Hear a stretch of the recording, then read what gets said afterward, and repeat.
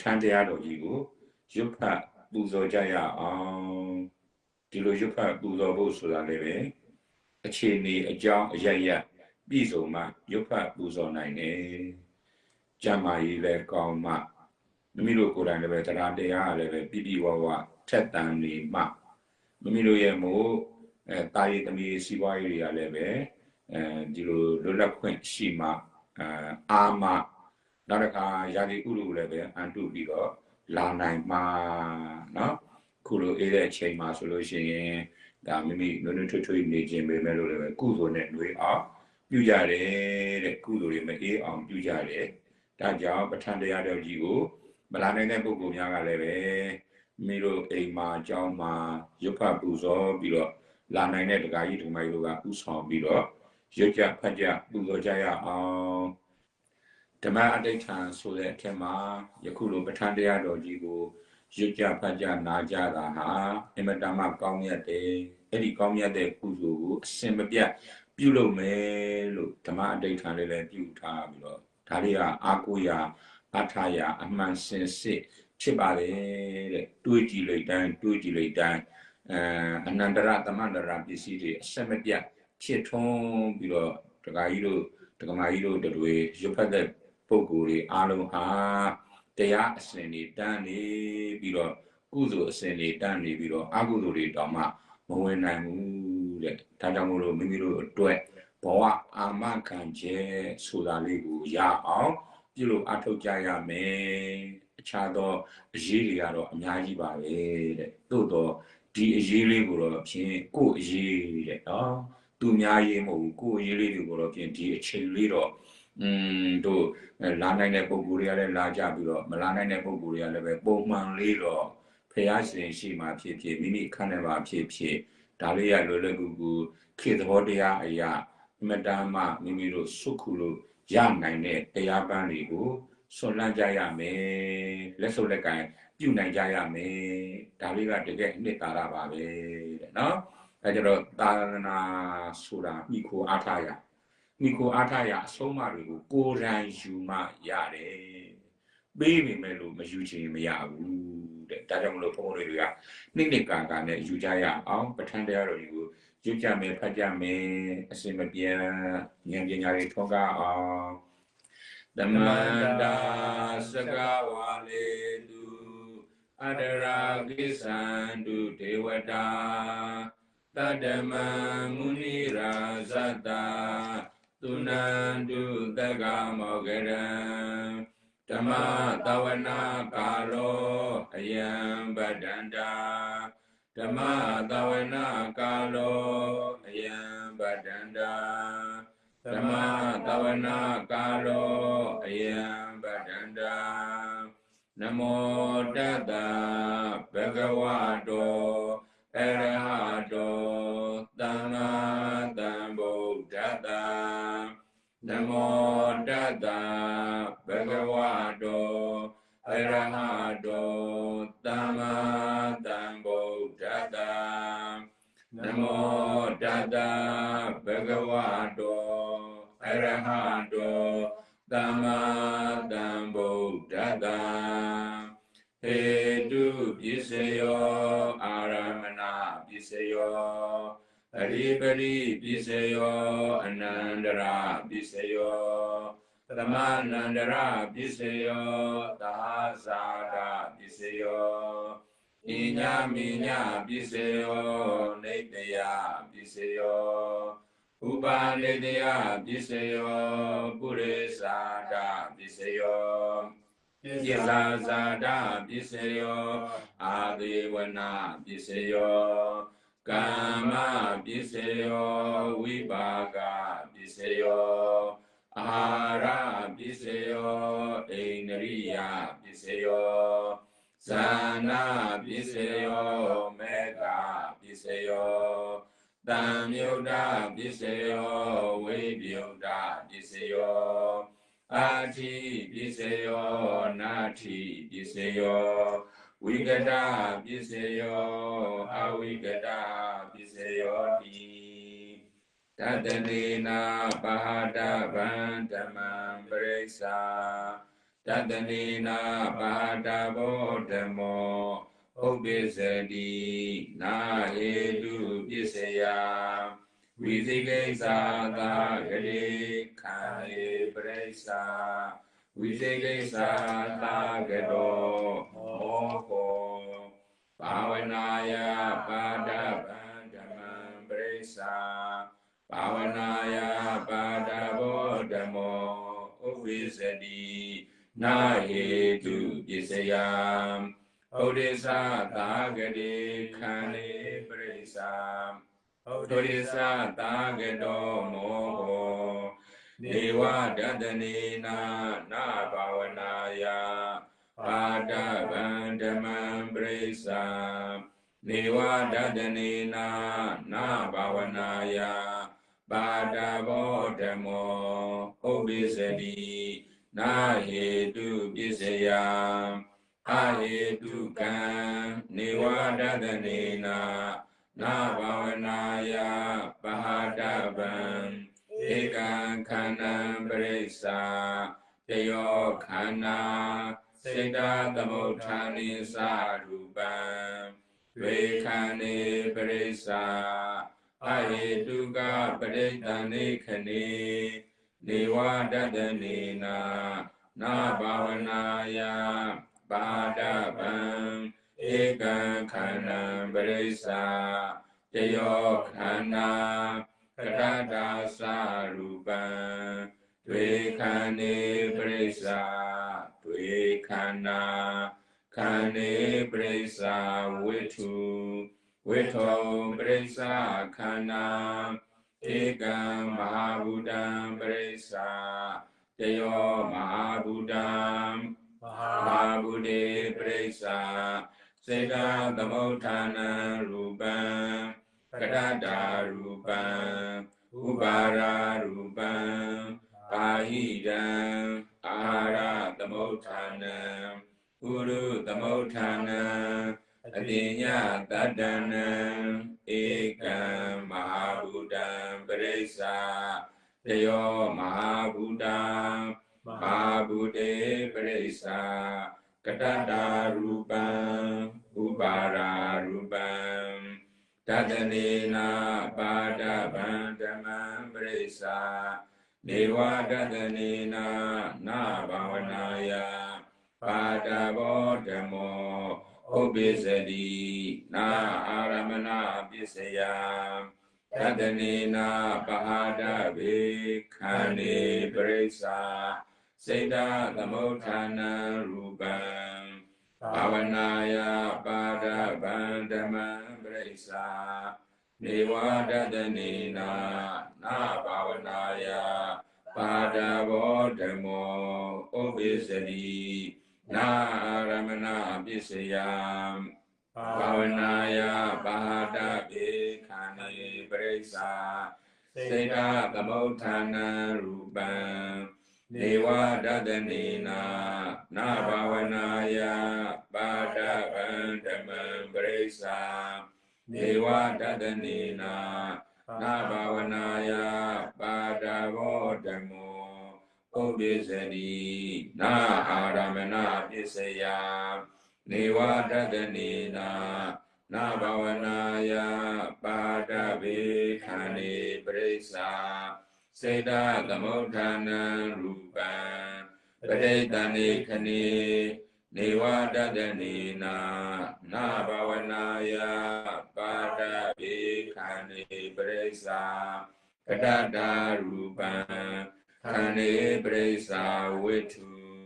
Ekam Mahabudam Pahidam Ara Tamotana Uru Tamotana Adinya Dadana Ekam Mahabudam Dadanina Pada Vinsa Deva Dadanina Na Bhavanaya Pada Vinsa Dhammam Bresa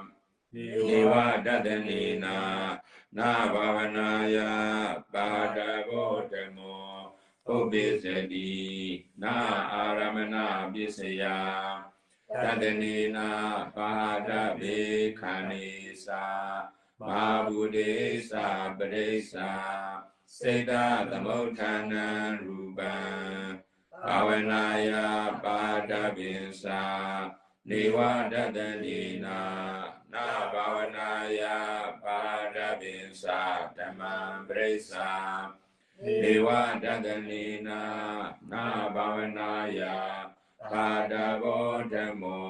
Obisadi Na Aramana Bisaya Pavanaya Padavi Kanisa Abudesa Paresa Seda Damotana Rupan Tadanina Padavantaman Paresa Tadanina Padabodamo Obisadi Na Adibari Bisaya Na Anandara Pisaya, Na Tamanandara Pisaya, Na Inya Minya Pisaya, Na Upanidaya Pisaya, Tadanina Bhada Bantaman Presa, Tadanina Bhada Botamo, Obisadi, Na Purezada Pisaya, Arube Tadanina Pahadaban Egan Kana Paresa Deo Kana Tadanina Pahadaban Dhaman Paresa Dewa Tadanina Navavanaya Padavotamo Obisadi Na Purezada Visayam Tadanina Pada Vikane Presa Seda Tamotana Rupan Pavanaya Pada Vandaman Presa Pavanaya Pada Bo Arube Pavanaya Pada Van Ida Kana Presa Teo Kana Vikane Presa Tuikana Pavanaya Padabandamam Presa Niwadadanina Na Pavanaya Padabo Pavanaya Padavikane Presa Seda Damotana Rupan Niwadadanina Na Pavanaya Padabandamam Presa Niwadadanina Na Pavanaya Padavotamo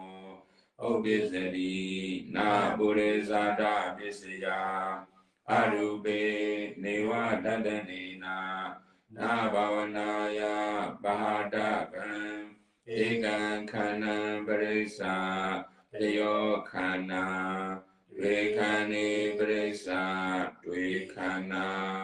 Niwadadanina Na Pavanaya Padavikane Presa Seda Tamotana Rupan Padetane Kane Niwadadanina Na Pavanaya Padavan Egan Kana Presa Teo Kana Karada Kana Sarupan Tuikane Presa Tuikana Karada Sarupan Kane Presa Vitu Vito Presa Kana Ega Mabuddha Presa Teo Mabuddha Pahidam Ara Tamothanam Uru Tamothanam Patinya Tadanam Eka Mabuddha Tadanina Padabinsa Niwadadanina Na Pavanaya Padabinsa Dhammam Presa Niwadadanina Na Pavanaya Padavotamo Tadanina Padavikanisa Mahabudesa Presa Seda Tamotana Rupan Pavanaya Padabinsa Niwadadanina Na Pavanaya Padabinsa Dhammam Presa Niwadadanina นาภาวนายาปาดาโบธโมอุปิสตินาปุริสาดาปิสยาภาวนายาปาดาเบขานิสาบาบุริสาปริสาစေတသမုဋ္ဌာနံရူပံတတနေနာပါဒဗံဓမ္မံပရိစ္ဆာတတနေနာပါဒဘောဓမ္မောဥပိစတိနာပိစ္ဆာဇာတပိစယနာအာဒေဝနာပိစယတတနေနာပါဒဗံဓမ္မံပရိစ္ဆာတတနေနာပါဒဘောဓမ္မော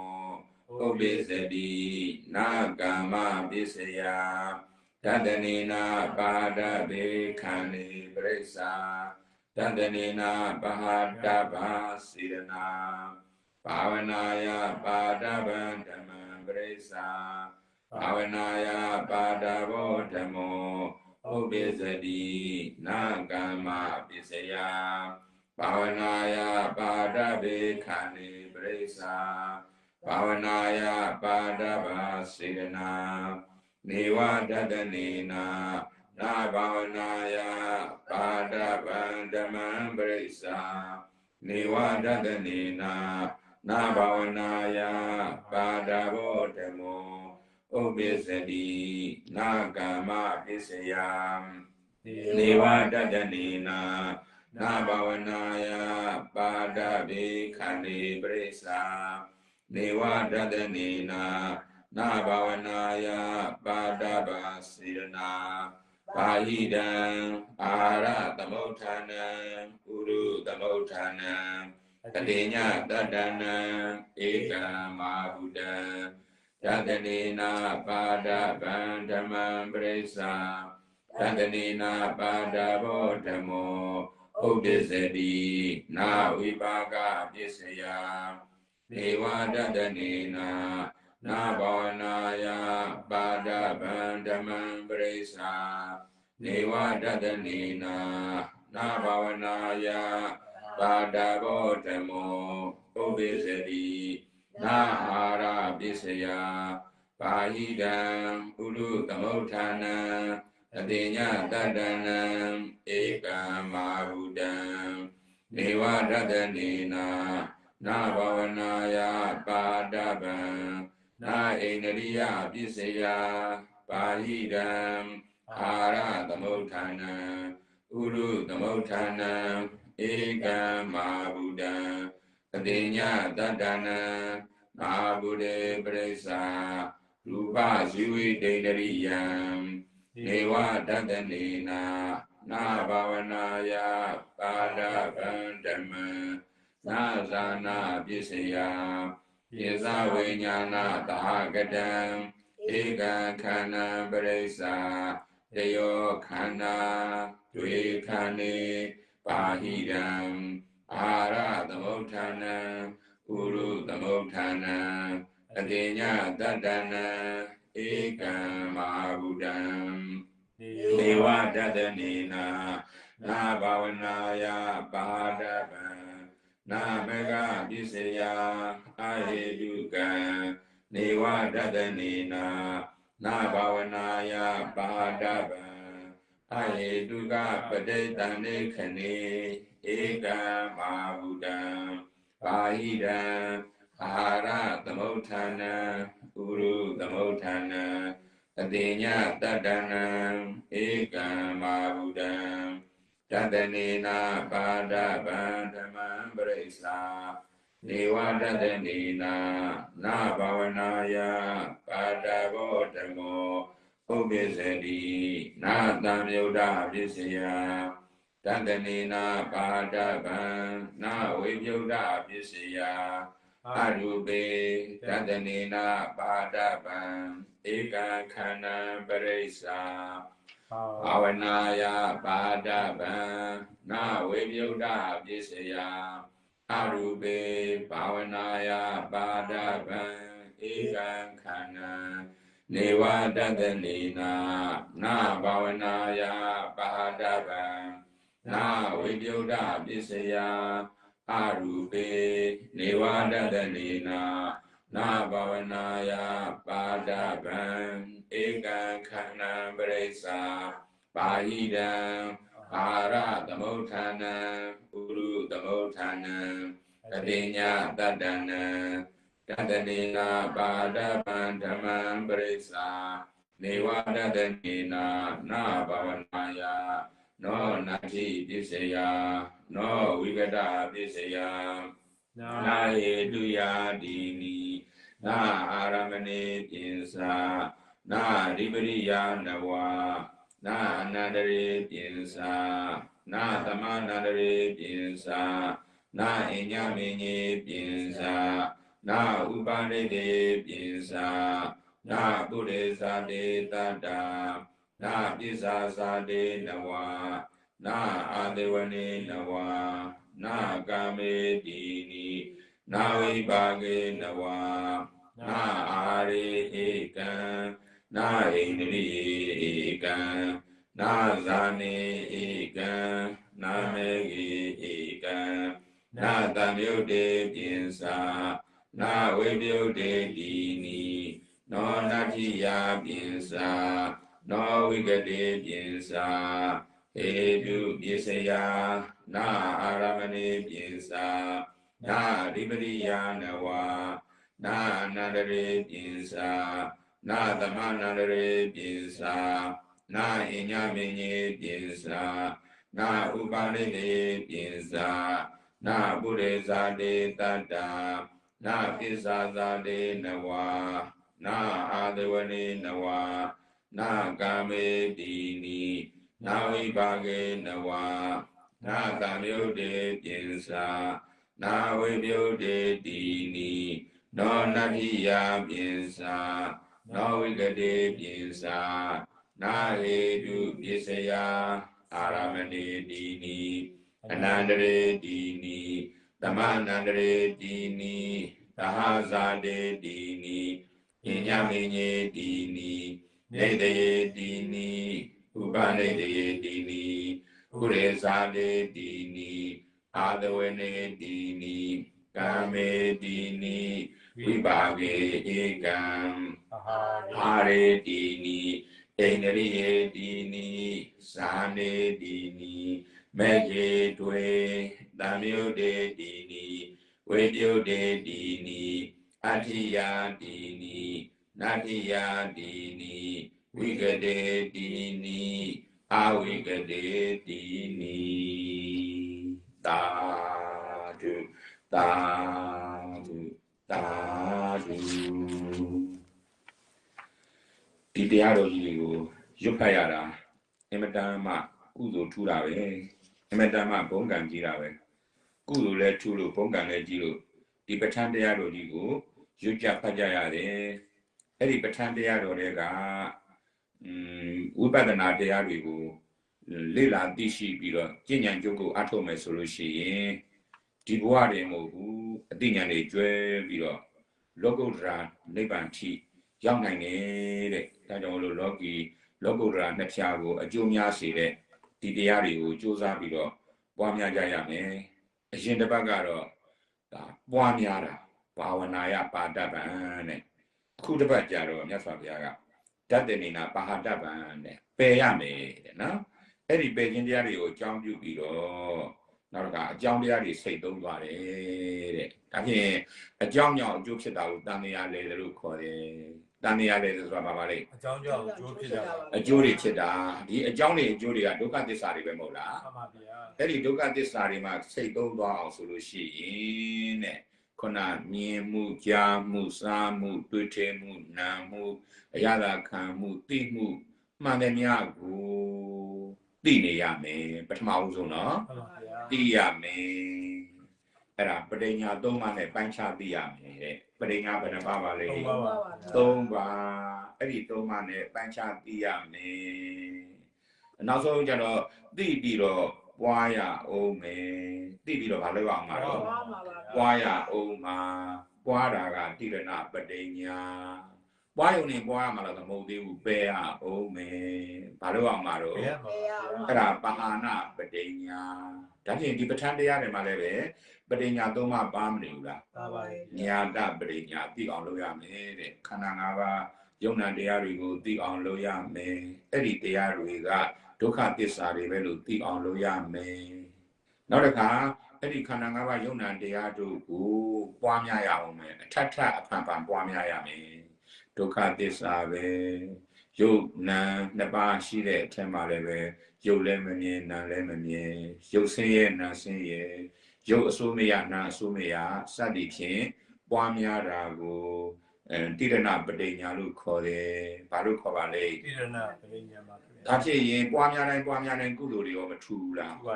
ထူတယ်သိအောင်လုပ်တိုင်းကုသိုလ်တွေလည်းမထူဘူးလားထူတယ်အဲ့ဒါလို့ပွားများရင်လည်းပယ်ရအောင်လေဘယ်လိုပယ်ရမှာလို့ဆိုတော့ခန္ဓာ၅ပါးယုံနာတရားတို့မှာဆွဲလန်းနေတဲ့တဏှာကိုပယ်တတ်နိုင်ရမယ်ပယ်တတ်နိုင်လို့ဆိုရင်ပယ်ဖို့ဆိုလို့ရှိရင်ပွားဖို့မလိုဘူးလားလိုပါရဲ့ဗျာပွားတဲ့အခါကျတော့သိဖို့လည်းမလိုအပ်ဘူးလားသိမှပယ်နိုင်မှာနော်သိမှလည်းပွားနိုင်မှာမဟုတ်လား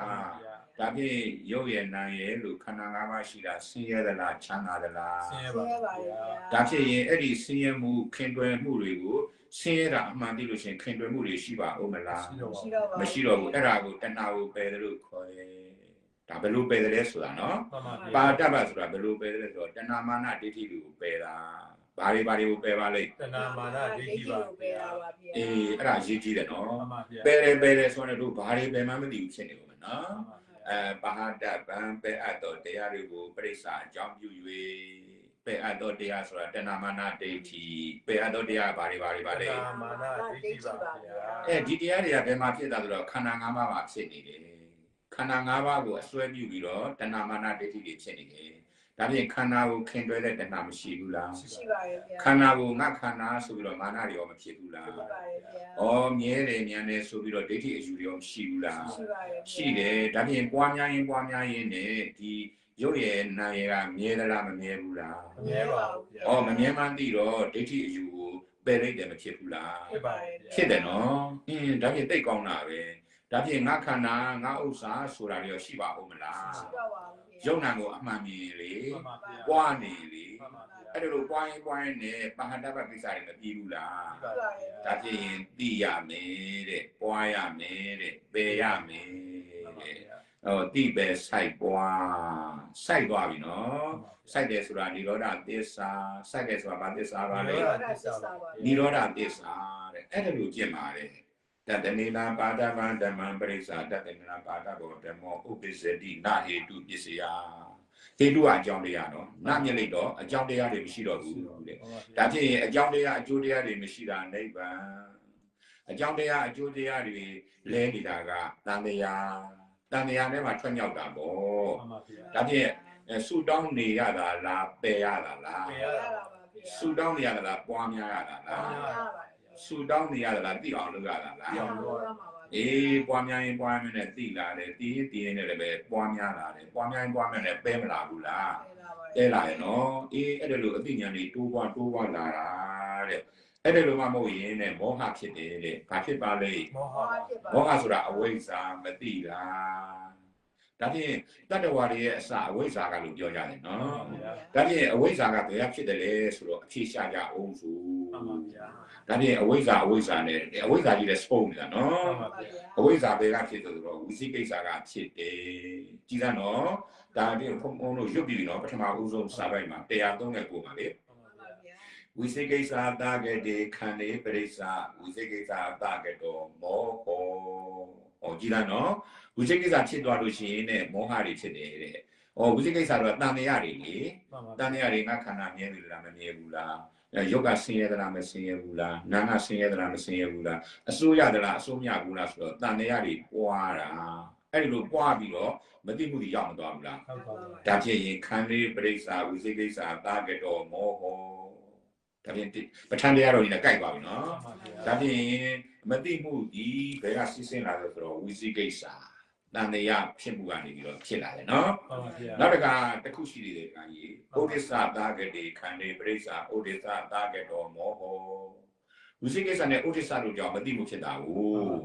ဒါနဲ့ဥဒိစ္စဆိုတာတဲ့ပြန့်လွင့်နေတာတဲ့ယုံနာခန္ဓာရဲ့အကြောင်းကိုလည်းမသိဘူးနော်သူထင်ငါထင်ယုံနာနဲ့မြဲတယ်လို့ထင်နေတာအဲ့ဒါဥဒိစ္စအဲ့ဒီဥဒိစ္စကိုတဲ့စွဲပြီးတော့တဲ့မောဟတွေဖြစ်တယ်မောဟဆိုတော့မသိမှုဖြစ်တာပေါ့မသိမှုဘာကြောင့်ဖြစ်တယ်လဲဆိုရင်ယုံမှားမှုကြောင့်ပြန့်လွင့်မှုကြောင့်ဖြစ်တယ်ဒါဖြစ်ရင်ဘုန်းဘုလို့တွေယုံမှားတန်တရားတွေကင်းရောက်နိုင်အောင်ဆိုလို့ရှိရင်သိအောင်လုပ်ရမယ်ပွားလဲပွားရမယ်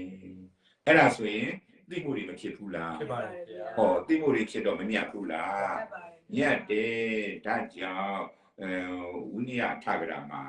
ဝိရတုဝတ္တရေအညာဏတဲ့မသိမှုကတော့ဆက်စုပ်ဖွယ်ကောင်းတာပဲလေမသိမှုကအပယ်လေးပါးရဲ့တကားပေါက်ကြီးဟန်လောင်းပွင့်နေတာပဲလေနော်ရေအချင်းတို့ရေတကားတို့ပေါ့နော်အညာဏမသိဘူးကဝတ္တစင်စင်ဝီဆက်စုပ်ဖွယ်ရဒီရတုဖြစ်ပါပြီတဲ့ကြည်ကနော်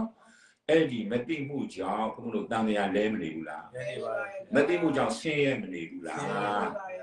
ဒါဖြင့်အဲ့ဒီမသိမှုကဘယ်ကလာလဲဆိုတော့ဝိသိကိစ္စနဲ့ဥဒိစ္စကြောင့်လာတယ်ဒါဖြင့်ဒီကိစ္စကသိပြီးတော့ဝိသိကိစ္စဥဒိစ္စမရှိဘူးဆိုလို့ရှိရင်သောတာပန်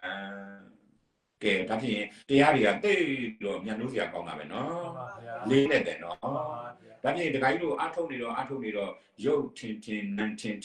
ရှားဖြစ်ပြမြင်လို့ရှိရင်ဝိသိကိစ္စကင်းမသွားဘူးလားကင်းသွားပါဗျာရုပ်တည်နာနေဖြစ်ပြပြီးတော့ငါမဟုတ်သူမဟုတ်လို့သိသွားလို့ရှိရင်ဥဒိစ္စတွေရောကင်းကြောင်သွားဘူးလားကင်းပြသွားပါတယ်ဒါဖြင့်သောတာပန်ဘုရားဘာနဲ့ပဲပါလေဝိသိကိစ္စနော်ဥဒိစ္စဝိသိကိစ္စဒိဋ္ဌိပဲလားပေါ့ဒါဖြင့်ဥဒိစ္စဝိသိကိစ္စမရှိဘူးလေဒိဋ္ဌိရောရှိနိုင်မှာဟုတ်မလားအမြင်ကြီးသွားပြီလေဉာဏ်ထင်သွားပြီပေါ့အဲ့ဒါကိုသောတာပန်လို့ခေါ်တယ်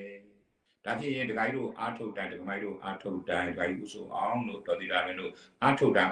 ရှင်းအောင်အာထုတ်ရမယ်ဘယ်လိုအာထုတ်လဲရှင်းအောင်အာထုတ်ရမှာပါရှင်းနေအောင်နော်ရုပ်ကလည်းပဲမမြဲဘူးဆိုတာကိုရှင်းနေအောင်နာမ်ကလည်းပဲမမြဲဘူးဆိုတာရှင်းနေအောင်ရုပ်နာမ်တို့ဒီဖြစ်ပြီးတော့ပြတ်သွားတဲ့ကိုရှင်းလင်းသိအောင်အာထုတ်ရမယ်အဲ့ဒါဆိုရင်အယူစင်သွားပြီဘာစင်သွားပါလဲအယူစင်သွားတာပါအယူစင်သွားရင်သောတာပန်သောတာပန်ဆိုတာအယူစင်တာကိုသောတာပန်လို့ခေါ်တယ်အဲ့ဒါပထမနိဗ္ဗာန်လို့ခေါ်တယ်ဘယ်လိုခေါ်ပါလဲပထမနိဗ္ဗာန်လို့ခေါ်တယ်တဲ့ဒါကြောင့်တက္ကရာဝကတာယုံမှာအခေယတေညိတောတတ္တာတဲ့တတ္တဝါတို့ဟာတဲ့အခေယတေညိတောတဲ့အခေါ်ရှိကိုတကယ်ရှိမှုမသိပဲနဲ့အခေယတမိန်ပရိဋ္ဌိတာတဲ့အဲ့ဒီအခေါ်ရှိတွေကိုပဲတဲ့ယုံနာကိုပိတ်ဖုံးပြီးတော့တီးပြီးတော့အခေယပဋိညာယအခေါ်ရှိတွေမှာပဲထင်မှမှားပြီးတော့ယောဂခမမေစုနောတဲ့မေစုနောသေမင်းနိုင်ငံတို့ရောအကျင့်ပုဂ္ဂိုလ်ဒီကတန်တိရောက်ကြကုန်ဤတဲ့ဒါဖြင့်အမြင်မှားအထင်မှားကြောင့်အပယ်လို့မလားရဘူးလားလာရတယ်အဲ့ဒါအခေါ်ရှိနဲ့တကယ်ရှိပြီးဖို့မလိုအပ်ဘူးလားလိုအပ်ပါဗျာဒါဖြင့်အခေါ်ရှိတကယ်ရှိဆိုတာကမဟုတ်ဘူးဆရာတော်ဘယ်ကြီးကတခါကြီးတို့ဒီမိုက်ကိုနားလဲအောင်ပြောထားတာမှန်ပါဗျာစာနဲ့ဆိုရင်သမုဒိသစ္စာပရမတ္ထသစ္စာဘာသစ္စာပါလေပရမတ္ထသစ္စာနော်ဒါဖြင့်တခါကြီးတို့ရှိရမှာကပထမတ္ထသစ္စာကိုရှိရမှာမှန်ပါဗျာသမုဒိသစ္စာကိုတော့ပယ်ထားရမှာပေါ့သမုဒိသစ္စာဆိုတာအခေါ်ရှိတာတကယ်ရောရှိရလားမရှိဘူးနော်ဒါဖြင့်တခါကြီးတို့ဒီမိုက်မှာသမီးလေးရှိတယ်ညီလေးတွေရှိတယ်သမီးသားဆိုတာအခေါ်ရှိမှန်ပါဗျာနော်အခေါ်ရှိနော်မှန်ပါတကယ်ရှိတာကယုံနာတာရှိတယ်မှန်ပါဗျာတကယ်ရှိတာပါရှိပါလေမှန်ပါဗျာယုံနာမဲရှိတယ်အဲ့ဒါကိုအတိလေးရှိထားလို့ရှိရင်သမီးပေါ်ဆွဲတယ်အဆွဲမျိုးရှိပါဦးမလားရှိတော့ပါဗျာမြေပေါ်ဆွဲတဲ့အဆွဲမျိုးရှိပါဦးမလားရှိတော့ပါဗျာရုပ်စွာအဆုံးကိုရှိရမှာဆိုတော့ကိုဆွဲတဲ့အဆွဲရောရှိပါဦးမလားတကယ်အရှိကိုရှုရမှာနော်ဒါဖြစ်ရင်တခါကြီးတို့ကရှင်းလင်းရှုရအောင်ဆိုလို့ရှိရင်အခေါ်အရှိမှလားတကယ်အရှိမှရှုရမှာလားတကယ်အရှိမှရှုမှာတကယ်အရှိရလည်းပဲမြဲသလားမြန်သလားပျက်စီးနေသလားပျက်စီးနေတယ်ဒါဖြစ်ရင်ချမ်းသာသလားဆင်းရဲသလားဆင်းရဲပါဆင်းရဲတယ်အစိုးရသလားအစိုးမရဘူးလားအစိုးမရပါဘူးအဲ့ဒါလို့သိလို့ရှိရင်တဲ့တကယ်ရှိတာကိုဖြစ်ပြမှန်သိသွားတယ်တ ကယ်ရှိတာကိုဘာသိသွားပါလဲ ပြတ်မှန်းသိသွားပါဗျာ တကယ်ရှိတာကိုဖြစ်ပြမှန်သိသွားတာနော်ဖြစ်ပြမှန်သိသွားတော့တန်တရားတွေရှင်းမသွားဘူးလား ရှင်းသွားပါတယ်ဗျာ ဒါဖြင့်ဝိသိကိစ္စပယ်ပြီပေါ့ ပြန့်လွင့်တာတွေတွေးတောတာတွေတန်တရားတွေရောရှင်းမသွားဘူးလား ရှင်းသွားပါဗျာ ဒါဖြင့်တရားအထုတ်ရင်လည်းဒီကနေ့ကရှင်းနဲ့အမိုက်တွေရှင်းပြီးတော့စိတ်တွေကိုကျင်လည်ပြီးတော့အယူဝါဒတွေမှားမနေဘူးလား မှန်နေပါတယ်ဗျာ မှန်နေတယ်အဲ့ဒါလို့ရှင်းလင်းရှုနိုင်လို့ရှိရင်တခါကြီးတို့တွေဒီပြုံးသေးမဲ့သေးတဲ့မှာပြုံးလေးသေးနိုင်တယ်သိကြဘယ်နှမျိုးပါလဲ နှမျိုးပါ မျိုးပါ ဗျာ ဗျာ ပြုံးသေးမဲ့သေးတဲ့နော်ဘယ်သူမှသေလာကိုမကြောက်ကြဘူးလို့ထင်ပါတယ်ဖះဆိုပြီးတော့ပုံနာကြီးမလျှောက်ဘူးလား ရှောက် တော့လျှောက်တယ်နော်ဒါမလို့ဟဲ့ပုံနာမဟုတ်ဘူးကွယ်တဲ့သေမှမကြောက်တဲ့ပုဂ္ဂိုလ်တွေရှိတယ်တဲ့ခန္ဓာမဆွဲတဲ့ပုဂ္ဂိုလ်တွေသာသနိမဆွဲတဲ့ပုဂ္ဂိုလ်တွေစီးစဉ်ဥစ္စာမဆွဲတဲ့ပုဂ္ဂိုလ်တွေအထူးအဖြင့်အမှန်တိုင်းမြင်တဲ့ပုဂ္ဂိုလ်တွေသေမှမကြောက်တော့ဘူးနော် မှန်ပါဗျာ ဒါဖြင့်မဆွဲနဲ့ဆိုပြီးတော့ဩနေရမှာလားအမှန်တိုင်းမြင်အောင်အထောက်ရမှာလား မှန်တိုင်းမြောင်အားထုတ်ပါ အမှန်တိုင်းမြင်အောင်အထောက်လိမ့်နော် မှန်ပါဗျာ အဲ့ကြတော့ဆွဲလန်းမှုတွေမကြောက်ဘူးလား ဟုတ်ပါ ဒါဖြင့်ပြုံးလေးလည်းပဲနေနိုင်တယ်ဒါဖြင့်တမျိုးထက်လိုက်ကြအောင်လို့ဆရာတော်ကြီးကတော့ပြုံးတယ်မဲ့ဒီဘုံဘုံတို့ထက်လိုက်ကြအောင်လို့ပြုံးနေမဲ့နေအဲ့ဒီလိုပွားနေသိနေရင်တခါကြီးတို့ပြုံးလေးနဲ့မနေနိုင်ဘူးလား နေနေပါတယ်ဗျာ နေနိုင်တယ်နော်အဲ့လိုမပွားဘူးဆိုရင်မဲ့လေးနဲ့နေနေကြရတယ်တဲ့စိတ်ထဲမှာမကျေနပ်တာတွေဒေါသတွေဒေါမနတာတွေမရှိဘူးလား ရှင်းနေပါတယ်ဗျာ ဘာပြောမရဆိုမရသားလို့သမီးလို့သမီးကြုံရလို့ရှိရင်လေ မှန်ပါ မဲ့ဒီနော် မှန်ပါ မိမိတို့သားသမီးတွေလှလာပါတာအရှင်ပြေတာလေးလို့ရှိရင်မဲ့နေပြုံးနေတာမဟုတ်ဘူးနော်ပြုံးတော့ပြုံးတယ်တကယ်အပြုံးဖွဲ့လား ဟုတ်ပါ မဟုတ်ဘူးနော်တရားအပြုံးမှတကယ်အပြုံး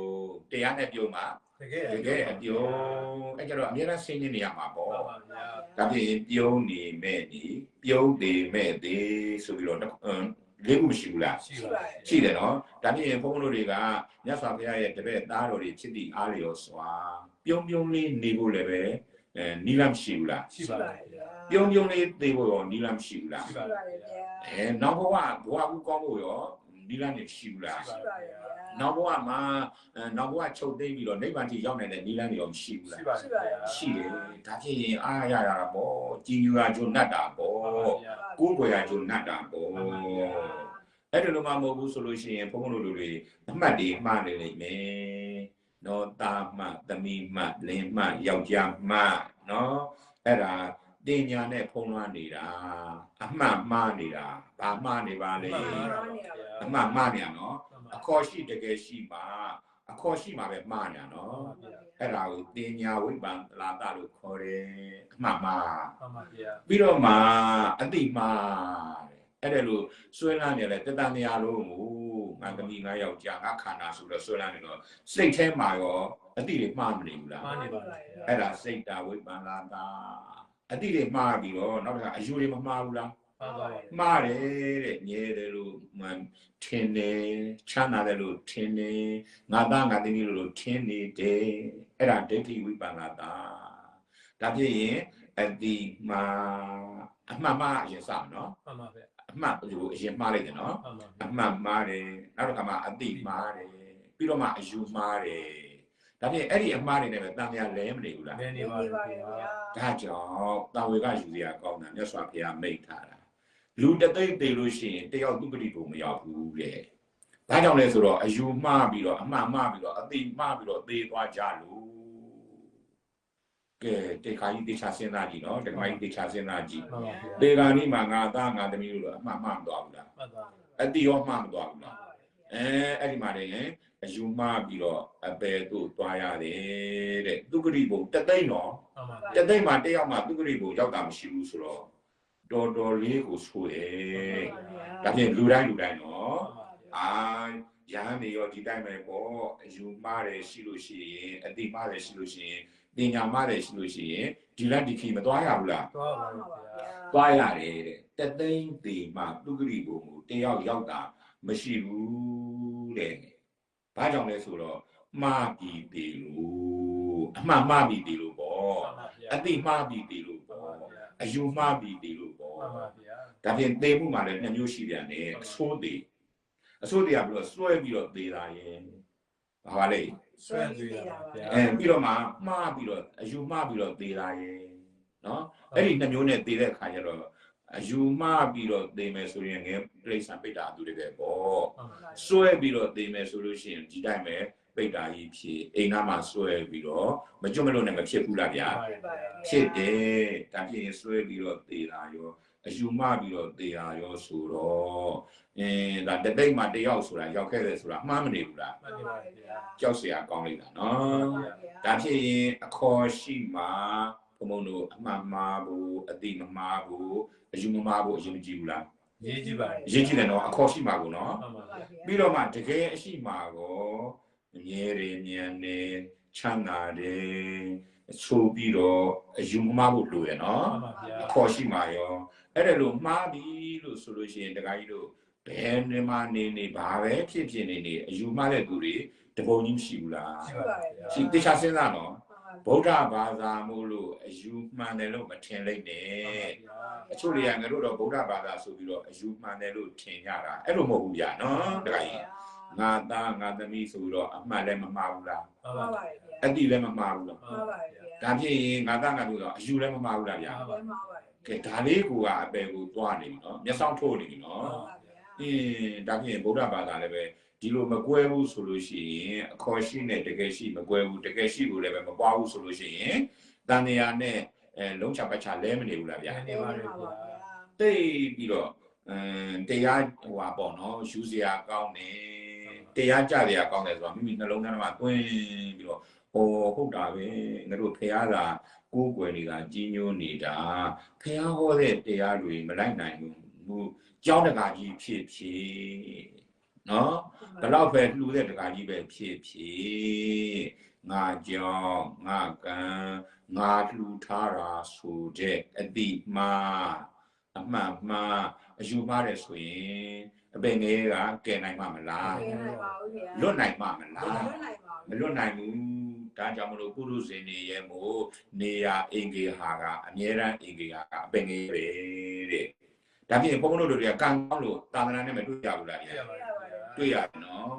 ပြစ္ဆန္ဒရဲ့ရက်တွေလည်းမရှိဘူးသာသနာပကာမှာလည်းမနေရဘူးငရဲပြိဿံပိတ္တာမှာလည်းမဖြစ်ဘူးနောက်တစ်ခါအထိုင်အမှိုင်းတွေလည်းမဖြစ်ဘူးနောက်တစ်ခါနိယတမိစ္ဆာဒိဋ္ဌိလည်းမဖြစ်ဘူးဆိုတော့ဘုန်းဘုန်းတို့မှာအခွင့်အရေးတွေရှင်မျိုးရမနေဘူးလားဗျာ ရနေပါရဲ့ အဲ့ဒါရပ်ပြစ်ရှိပါတဲ့အခွင့်အရေးဆုံးရှုံးတာလေအဲ့ကြတော့ဘုန်းဘုန်းတို့တွေကအခွင့်အရေးတွေကောင်းနေတာအထိုင်မှန်လေးတွေဆိုတာဝမ်းနေငယ်ကိုကတိတ်ပြီးတော့အသိဉာဏ်မပြည့်စုံတာဘူးလေသူတို့ကြတော့ဘယ်တော့အထုံတရားရနိုင်မှာမလား ရနိုင်ပါဘူး မရနိုင်ဘူးအခုလိုပြည့်ရဲ့တွားရဲ့စစ်ထဲမဲ့စစ်ကြီးတွေဖြစ်နေတယ်တရားအထုလို့ရပါမလားအဲ့ဒါပြစ္ဆန္ဒရိအရလို့ခေါ်တယ်အခုကြတော့ဘုန်းဘုန်းတို့ကဒီမှာနေရတဲ့အခါကျတော့အေးဆေးဆေးနဲ့စိတ်စိတ်ငြိမ်းငြိမ်းနဲ့မနေရဘူးလားနေရတယ်ဒါဖြင့်အခွင့်အရေးတော့များဘုန်းဘုန်းတို့ကပြစ္ဆခတ်နေမှာလားတေချာလေးအထုတ်ကြမှာလား အားတို့ကြောင့် တေချာအထုတ်ရမှာနော်တေချာအထုတ်ရမှာဒီတရားလေးကိုရှင်သမိတ်ကြီးကရေချိုးနေတော့မှာတဘောဓာမြင်မှာရေချိုးနေတော့နတ်သားတယောက်ကလာရောက်နေတာရှင်သမိတ်ကြီးနဲ့ဒီနတ်သားနတ်သမီးတွေကတော်တော်အဆက်အသွယ်ရှိပုံရတယ် မှန်ပါဗျာ နတ်သမီးတွေကလည်းလာပြီးတော့မေးကြတယ်နော်နတ်သားတွေကလည်းလာပြီးတော့မေးကြတယ်အဲ့ဒီမေးတဲ့အခါမှာရှင်သမီးကြီးနဲ့နတ်သားတို့သွားပြီးတော့မရှင်းလင်းတဲ့ဥစ္စာကိုမြတ်စွာဘုရားကိုသွားလျှောက်တဲ့အချိန်မှာဒီတရားကိုနာပြီးတော့နတ်သားကသောတာပန်ဖြစ်သွားတယ်တဲ့အဲ့ဒါဘာလဲဆိုတော့အခေါ်ရှိနဲ့တကယ်ရှိအခေယတင်းကြီးတော်တတ္တာတကယ်မရှိတဲ့တရားတွေကိုအရှိလို့ထင်နေကြတယ်တဲ့တတ္တဝါတွေက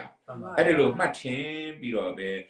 ငါသားငါသမီးငါယောက်ျားငါဥစ္စာငါခန္ဓာဆိုပြီးတော့ဆွဲလိုက်ရင်နဲ့ဘာဖြစ်တယ်လို့ဆိုတော့ယောက်ကခေမန္တိမိဇုနောသေမင်းနိုင်ငံတို့ကတန်ရောက်ရပါလေဤယောအကျဉ်သူတို့ဒီဘယ်သူတို့လုံးဆိုတော့ငါကိုငါခန္ဓာလို့အမှန်မှားနေတဲ့ပုဂ္ဂိုလ်တို့ဒီဒါလေးတရားလေးနားလေးတာနဲ့နတ်သားလေးတော့တာမှဖြစ်သွားတယ်ဒါဖြစ်ရင်ဘုန်းဘုန်းတို့တရားအစမှာရှင်းရှင်းလင်းလင်းရှုဖို့မပြောခဲ့ဘူးလားပြောခဲ့တယ်နော်ဒါဖြစ်ရင်ဘုန်းဘုန်းတို့ရှင်းရှင်းလင်းလင်းရှုဖို့ဆိုရင်အခေါ်ရှုတွေ အခေါ်ရှိတွေရှုရမှာလားတကယ်အရှိကိုရှုရမှာလား တကယ်ရှုရှုအောင်ပါ တကယ်အရှိကိုရှုရမယ်နော်အဲ့ဒီလိုရှုတဲ့အခါမှာလည်းတကယ်ရှိဒီအမှန်တမ်းမြင်အောင်ရှုရမယ်တကယ်ရှိနေတာလားဖြစ်ပြီးတော့ပြက်သွားတာလား ဖြစ်ပြီးတော့ပြတ်သွားတာပါ ဖြစ်ပြီးတော့ပြက်သွားတာလေဒါပြင်ဦးသိုးအောင်ရှိတာလားဒေါ်သီတာလွင်ရှိတာလားယုံနာမဲရှိတာလား ရုပ်နာရှိတာပါ အဲ့ဒီယုံနာကြီးကလည်းပဲအမြဲတမ်းတီးနေသလားဖြစ်ပြီးတော့ပြက်သွားသလား ဖြစ်ပြီးတော့ပြတ်သွားပါ ကိုသားကိုသမီးကိုမျိုးလေးတွေစမ်းကြည့်တော့ရုပ်ပဲတွေ့တာပဲ မှန်ပါဗျာ ပူရာအေးတာဆိုရင်ဒေဇောဓာတ်ပေါ့နော်မာသာပြုတာဆိုရင်ပထဝီဓာတ်ပေါ့ဒါပြင်ငါသားငါသမီးကိုရတာဓာတ်ကြီးလေးပါလား ဓာတ်ကြီးလေးပါ ဓာတ်ကြီးလေးပါအစုပါအဲ့ဒီဓာတ်ကြီးလေးပါအစုပါလည်းပဲအမြဲတမ်းတည်နေတာဖြစ်ပြီးတော့ပြက်နေသ ဖြစ် လား ပြီးတော့ပြတ်နေပါဗျာ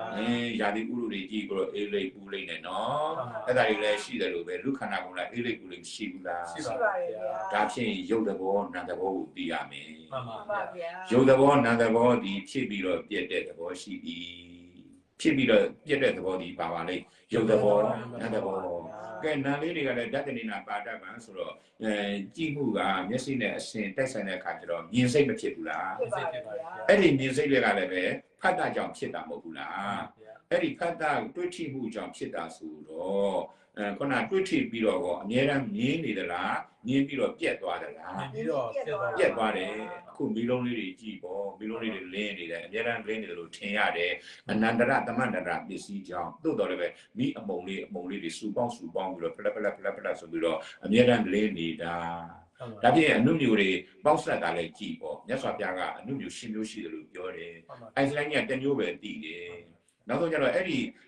အနုမျိုးတွေပေါက်ဆက်ပြီးတော့ပေါက်ကွဲတာကိုသူကသိပြီးတော့ခုနအနုမျိုးတက်ကိုသူကတီထွင်လိုက်တာလူတွေသိစေနိုင်တဲ့အနုမျိုးတက်ကိုတီထွင်နိုင်ခဲ့တယ်သို့တော်လည်းမြတ်စွာဘုရားကလူတွေသဘောပေါက်နိဗ္ဗာန်တိရောက်နိုင်အောင်အနုမျိုး10မျိုးကိုခွဲပြနိုင်ခဲ့တယ်ဒါကိုဘုန်းဘုန်းကသိပြီးတော့လူတွေသိအောင်လုပ်မှလားခန္ဓာသိအောင်လုပ်မှလား ခန္ဓာတည် နာမည်အောင်လို့ပါ ကဲဒါဆိုရင်ရှင်းလာပြီနော်တို့လူတွေသိအောင်လုပ်ရင်တော့အကုသိုလ်ပဲဟေးကိုယ်ခန္ဓာကိုယ်သိအောင်လုပ်ရင်တော့တန်တရားတစ်လျှောက်ဒုက္ခတွေရောက်ပါဦးမလား ရောက်တော့ပါ မရောက်တော့ဘူးဒါဖြင့်ကိုယ်ခန္ဓာရဲ့ကြည့်လိုက်တော့အနုမျိုးဒီလိုပဲတစ်ခုနဲ့တစ်ခုဆဲလေးတွေဒီသိပ္ပံနည်းနဲ့ဆိုလို့ရှိရင်အဖြူလေးတွေအဝါလေးတွေဆဲလေးတွေကရှိတယ်အဲ့ဒီဆဲလေးတွေကပေါက်ကွဲပြီးတော့အများတန်းဆက်သွယ်ပြီးတော့ရှိမနေဘူးလား ရှိနေတယ်နော်ဒါပေမဲ့လို့ကုလူတွေကအဲ့လောက်ပဲသိတာ မှန်ပါ နော် ဗျာ ဆဲလေးတွေပေါက်ကွဲပြီးတော့ဖြစ်ပြီးတော့ပြက်နေတယ်ဒါကြောင့်အသက်ရှိနေတယ်အဲ့ဒီဆဲလေးတွေ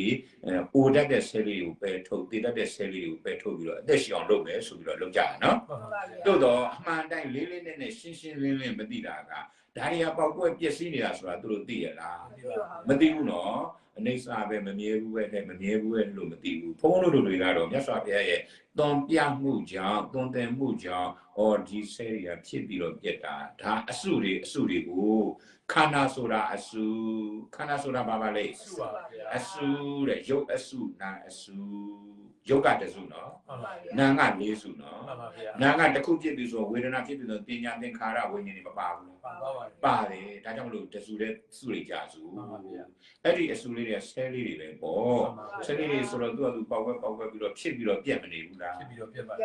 ဖြစ်ပြီးတော့ပြက်တယ်ဆိုတော့ဆင်းရဲသလားချမ်းသာသလား ဆင်းရဲပါဗျာ အဲ့ဒါကို point ကိုမသိဘူးဗျာ မှန်ပါ နော်အဲ့လိုမဆင်းရဲအောင်လုပ်နေကြတယ်သို့တော့တကယ်တမ်းသစ္စာတရားကဆင်းရဲတယ်အမှန်တရားကဆင်းရဲတယ်နော် မှန်ပါဗျာ မြဲနေအောင်လုပ်ကြတယ်တကယ်တော့မြဲရဲ့လား ရဲပါဘူး မမြဲတဲ့လောကကြီးကိုမြဲအောင်လုပ်တာဆိုတော့ကဲကြည်ကနော် မှန်ပါဗျာ မမြဲတဲ့လောကကြီးသူတို့ကိုယ်တိုင်ဒါတိချာမှန်မလို့နဲ့ကြည့်ပြီးတော့ဆဲတွေကလည်းမမြဲဘူးတဲ့ကမ္ဘာလောကကြီးလည်းမမြဲဘူးတဲ့တနေ့ပေါက်ကွဲလိမ့်မယ်တဲ့ဒီလိုသိစာကိုပဲဒီအနိစ္စတင်ညာကိုသူတို့မှထင်ရလား မထင်ပါဘူးမထင်ဘူးနော်ဘာလို့မထင်တာတော့ဆိုရင်သူတို့မှခုနအယူဝါဒတွေလွှမ်းမိုးထားလို့ဘာတွေလွှမ်းမိုးထားလို့ပါလဲ ခုနသိပ္ပံပညာဆိုရတဲ့ဒါအယူဝါဒပဲနော်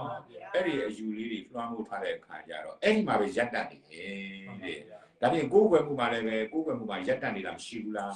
ရှိတယ်နော်အမြဲတမ်းတီးနေတဲ့တို့ထာဝရကြီးဒီသွားလို့ရှိရင်ထာဝရဖြစ်နေမှာလို့ ဒီလိုအောင်းမေ့နေတာအဲ့ဒီထာဝရကြီးရတယ်ဓမ္မကြီးမဟုတ်လား ဟုတ်ပါတယ် အဲ့ဒီဓမ္မကြီးကလည်းပဲဓမ္မဒီမှာတုံးဝင်တခြင်းမှာတရှုပ်ရှုပ်ဆိုတော့မြဲရဲ့လား ရဲပါဘူးခင်ဗျာ အဲ့ဒီအထိအဆုံးထိမလိုက်နိုင်ဘူးတဲ့ဘုံဘုံတို့တွေကတော့အဆုံးထိလိုက်နိုင်ဖို့မြတ်စွာဘုရားရှင်ကတပ်ပိညုဉာဏ်ကြီးနဲ့မဟောခဲ့ဘူးလား ဟုတ်ကဲ့ပါတယ် ဟောခဲ့တော့မသိရဘူးလား ရပါတယ် သိရတဲ့အခါကျတော့သိချင်းဒီညတ်တယ်သိလို့ရှိရင်ပြတ်တယ်မသိလို့ရှိရင်ပတ်တယ်တဲ့ကဲဒါလေးဆိုလေမသိလျင်တွဲ မတိလင်တွဲ သိလျင်ပဲ တိလင်ပဲ တွဲလျင်ဘေး တွဲလင်းပေး ပြဲလျင်အေး အေး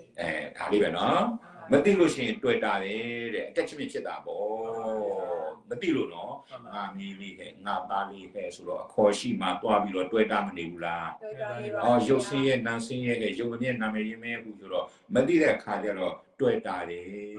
တဲ့အဲ့ဒါမသိလျင်တွေ့ဟောသိလို့ရှိရင်ပဲမသွားဘူးလား ပဲပါ ဟောငါမင်းမို့ဘူးဟဲ့ရုပ်ပဲဟဲ့နာမည်ဟဲ့ရုပ်ဆက်နာဆွဲရရှိပါဦးမလား ရှိတော့ပါ မရှိတော့ဘူးသိလျင်ပဲနော်နောက်တစ်ခါတွေ့တာလျင်ဘေးတဲ့ဟောတွေ့တာလျင်ဘေးပေါ့ခုနပြောခဲ့ပြီနော်တာတွေ့တမိတွေ့ဥစ္စာတွေ့ပစ္စည်းတွေ့မယ်ဆိုလို့ရှိရင်အိမ်ဘေးနားမှာပိတ်တာတွေမဖြစ်ဘူးလား ဖြစ်ပါတယ် တဆေးတွေမဖြစ်ဘူးလားဗျာဖြစ်နေနော်ဘာပဲတွေ့တာနော်ဘုံဘုံအိမ်တိမ်မှာသွားပြီးတော့ရွတ်တယ်ဗာခန္ဓာရအပင်လေးကိုဆွဲသွားတယ်ဒီကအဖြူမကြီးတယောက်ရှိတယ်အဲ့ဒီမှာသွားဆွဲနေတာ ကြည်တော့ဘာမှမဟုတ်တဲ့လက်တဆုပ်စာကဏ္ဍဘာအပင်လေးကိုသွားဆွဲနေတာနော်ဒါဖြစ်ရင်တွဲလျင်ဘေးတဲ့နော်တွဲလျင်ဘေးဆိုတော့တွေ့တာလို့ရှိရင်ဘေးဖြစ်တယ်တဲ့ဘေးဆိုတာတန်မြာဘေးတွေပေါ့ဘာဘေးတွေပါလဲတန်မြာဩကာလေးပြတန်မြာတဲ့တဝဲလေနဲ့လဲနေရတာဘုံဘုံတို့တွေမသိလို့နော်ဆင်းရဲမှမသိလို့ငါလိုချင်နေတာမဟုတ်လားဆင်းရဲမှသိလို့ရှိရင်လိုချင်ပါဦးမလား မလိုချင်တော့ဘူးနော်ပြဲလင်းအေးတဲ့အဲ့ဒီအစွဲတွေပြဲသွားပြီခုနအယူတွေပဲသွားပြီဆိုရင်မအေးဘူးလားဗျာ အေးပါတယ် အေးတယ်ဒါလေးထပ်ဆိုလေအိုးမတိလင်းတွဲ မတိလင်တွဲ တိလင်းပဲ တိလင်ပဲ တွဲတွဲလင်းဘေး တွဲလင်ဘေ ပြဲလင်းအေး ပြည့်အေး အေးပါတယ်တဲ့အဲ့ဒီအေးဖို့အတွက်ဆိုရင်အကြောင်းတစ်ကြောင်းပဲရှိပါတယ်တဲ့အဲ့ဒါလေးမှတ်ထားပြီးတော့အခုတရားသိညာလို့အဲ့ဒါအမြင်မှန်မှုအတွက်တာကင်းဖို့ဆိုလို့ရှိရင်ဒုပစ္စယဒုဝိပစ္စယနှစ်ကြောင်းတော့အကြောင်းပါပဲတဲ့တမ္မာဒိဋ္ဌိဖြစ်ဖို့ဆိုလို့ရှိရင်လေ ပါပါ ဥပါဒာယတဲ့ပရတောကောတောယောနိတော်မနိတိကတော့တဲ့တရားနာပြီးတော့အမှန်တိုင်းနှလုံးသွင်းအတူချုပ်ကြလို့ ပါပါ နော်သူတော်ကောင်းတရားတွေနာပြီးတော့အမှန်တိုင်းနှလုံးသွင်းငါသားငါသမီးငါမြေငါယာငါဥစ္စာငါခန္ဓာမဟုတ်ယုံနာတဘောရှိယုံနာပြီးဖြစ်ပြီးတော့ပြက်တယ်ပြက်တာကလည်းပဲအမြဲတမ်းပဲဆိုပြီးတော့တဏှာမာနဒိဋ္ဌိကိုပယ်ရမယ်ပယ်တဲ့ဆိုရင်မှရှင်းရှင်းလင်းသိရမယ်နော် ပါပါ တဏှာမာနဒိဋ္ဌိကိုပယ်မယ်ဘယ်လိုပယ်မှာပါလဲတဏှာမာနဒိဋ္ဌိကိုပယ်မယ်ပယ်တဲ့အခါမှာလည်းပဲအဲ့ဒီခန္ဓာကိုယ်မှာကပ်နေတဲ့တဏှာကိုပယ်မယ် ပါပါဗျာ ခန္ဓာကိုယ်မှာရှိနေဖြစ်နေတဲ့ခန္ဓာကိုယ်မှာဖြစ်တည်ပြီးတော့ဖြစ်တဲ့မာနကိုပယ်မယ် ပါပါဗျာ နော်ခန္ဓာကိုယ်မှာအကြောင်းပြုပြီးတော့အယူမှားတာတွေကိုပယ်မယ်ဒါပြရှင်းပြီနော်ပွားလို့ရှိရင်ဘယ်လိုပွားမှာလဲဆိုတော့အိဋ္ဌဒုက္ခအနတ္တပွားမယ်အဲ့ဒါယောနိတော်မနိတိကာရလို့ခေါ်ပါတယ်ဒါကြောင့်ရှင်းရှင်းလင်းလင်းနဲ့တခါကြီးတို့ဒီဝိသိကိစ္စပယ်ခွာ၍ဥဒိစ္စကိုပယ်ခွာနိုင်တော့အယူမှန်တော့သောတပန်ပုဂ္ဂိုလ်များဖြစ်နိုင်ကြပါစေကုန်တည်းသာဓုသာဓုသာဓုကဲဒါဖြင့်ဒီတရားလေးတွေနဲ့ဒကာကြီးတို့ကအာမိတပူဇာနဲ့လည်းပူဇော်ပြီးကြပြီဓမ္မပူဇာနဲ့ပူဇော်ကြအောင်ဆိုအလုံးတရားနာတဲ့ပုဂ္ဂိုလ်တွေရောဣမာယဓမ္မာနုဓမ္မပရိပတ္တိယဗုဒ္ဓံပူဇေမိဣမာယဓမ္မာနုဓမ္မပရိပတ္တိယဓမ္မံပူဇေမိ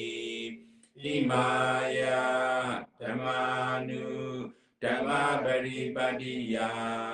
သံဃံပူဇေမိအမြဝေကြပါစို့ဤသို့ပြုရာမြတ်ဘုံညာကို ជីထမြင့်ခေါင်မြင့်မိုးတောင်ဦးမကာကျူစာကျေးဇူးအရှင်မွေးမိခင်နှင့်ဖခင်တို့အားရာညာပါစေအမြဝေဤမသွေနေစာဤကာယကိုစောင့်တပေတာကိုစောင့်နှလည်းမလတ်စေရပေးဝေငှဤမိတ္တဆွေညာဆရာသမာဘုရားကသာယမရာဇာဒေဝယခာအိန္ဒဘုံမာအာဂါတနာအထုမ၍မပြတ်ကုန်ညာကုသလကိုရကြပါစေအမြဝေဤတဗေတတံတတဝါဟုနာနာလောကအနန္တတွင်မပြတ်စင်လာတတဝါတာဘုံကိုဝနှင့်ဝိညာဏထိတိတည်ရှိခုနှစ်ပါးမြတ်စွာလုံးစုံဘုံသုံးနဲ့တည်းဖြစ်ဖြစ်သမျှဝိနေယအားအမြကုသိုလ်ပေးဝေလိုဤထိုကုသလာဤပုံညာကိုအမြရာကြသည်ဖြစ်စေသောဝတ္တုံတရေဤမြေပန်သူတိလာထုလေတတေအမှုတည်စေသောအာလုံးကြာသမျှအမြယူတော်မူကြပါကုန်တော်သာဓုသာဓုသာဓုအာလုံးကြာသမျှအမြယူတော်မူကြပါကုန်တော်သာဓုသာဓုသာဓု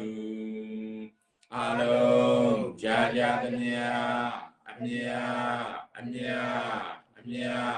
ယူတော်မူကြပါကုန်တော်သာဓုသာဓုသာဓုကျမ်းမာချမ်းသာပြီးတော့နေကောင်းပြီးတော့ကျမ်းမာပြီးတော့ယောဂကင်းပြီးတော့တရားဓမ္မတွေအားထုတ်နိုင်ကြပါစေ ပြည့်စုံတဲ့ပြရပါလို့ရှင်ဖျား